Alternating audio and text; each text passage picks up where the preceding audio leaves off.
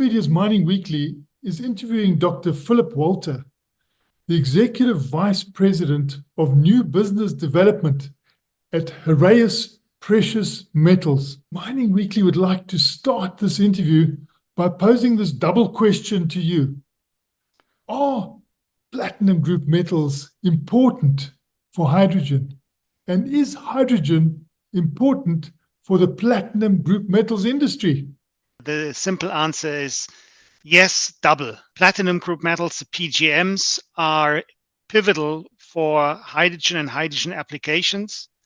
And the hydrogen or the hydrogen industry or economy is also an important new growth area for platinum group metals. Platinum group metals play a role in many applications around hydrogen, starting from the generation of hydrogen through electrolysis, PEM electrolysis, proton exchange membrane electrolysis, coating of porous transport layers or bipolar plates. These are elements in a electrolyzer, PEM electrolyzer. They are important when it comes to transport of hydrogen through certain carriers, if it's a liquid organic hydrogen carriers, if it's ammonia, if it's methanol. They're, of course, also important for the use in when it comes to fuel cells. Green hydrogen depends on electrolysis and renewable energy, and especially the proton exchange membrane electrolysis is the technology for making green hydrogen, as it basically can work best with the fluctuating renewable energies. And platinum, iridium, and even more and more also ruthenium play a role here as electrocatalysts to actually split the water into hydrogen and oxygen. In general, platinum group metals are used as catalysts, either as electrocatalysts for this electrochemical reactions like the hydrogen oxygen formation out of water. They're used for catalysts to make ammonia, for cracking of ammonia into nitrogen and hydrogen. They can be used also for the conversion of CO2 into methanol or other carrier molecules, hydrogen carrier molecules. They play a pivotal role also in the gas purification, either through membranes, palladium membranes, through simple catalysts for gas purification or hydrogen purification. And either you remove the oxygen or you in a hydrogen stream, or you remove the hydrogen in an oxygen stream. This all can be done or is done with platinum group metals or PGM-based catalysts. And last but not least, as I mentioned, the fuel cells, mainly there are platinum on carbon catalysts used for the generation of energy out of hydrogen, oxygen forming water.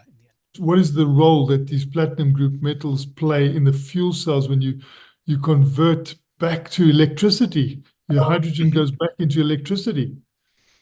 You basically allow the reaction to happen. Usually if you have hydrogen and oxygen and you bring them together and a little bit of energy, suddenly they ignite and they have a huge explosion, right? This is not what's happening in a fuel cell. If you do it in an electrochemical way, means you do it in a controlled manner, and these electrodes made out of platinum or platinum catalysts, they basically allow this reaction to happen in a controlled manner to release the energy in a controlled way.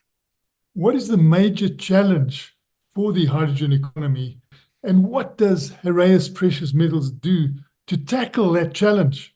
Looking into the challenges around the platinum group metals, iridium is one of the scarcest platinum group metals, and it is used in PEM electrolysis, and PEM electrolysis is to hyperscale. I think McKinsey calls it the hyperscaling of technologies. And here, of course, it's pivotal to have enough iridium available to accommodate this growth, to accompany this growth.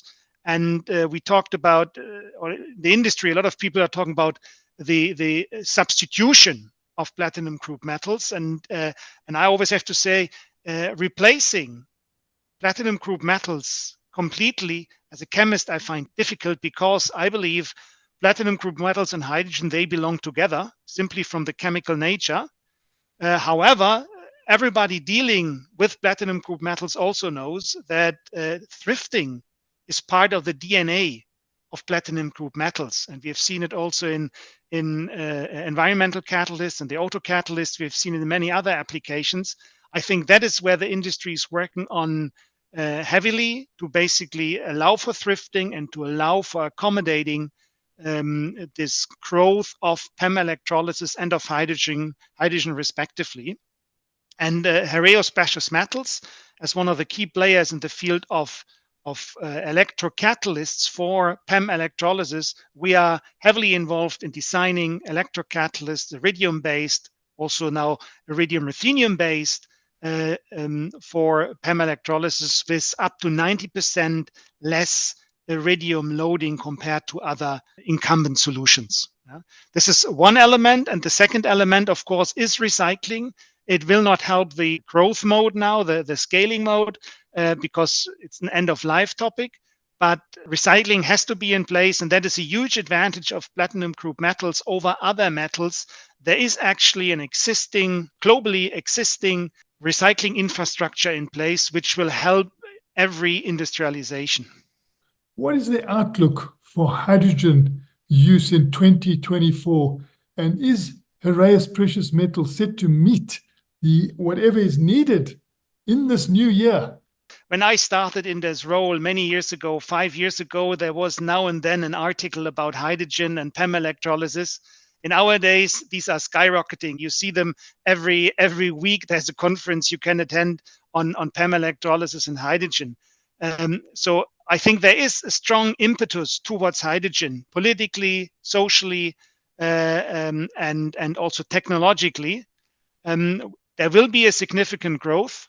And in order to accompany this growth, actually, Heraeus Precious Metals, we made the decision to form a new unit, a business line, hydrogen systems, to focus on hydrogen applications, in particular PEM electrolysis and PEM fuel cells, as well as the recycling of spent electrolyzers or membranes. That's what we want to do in 2024 to accompany this new market.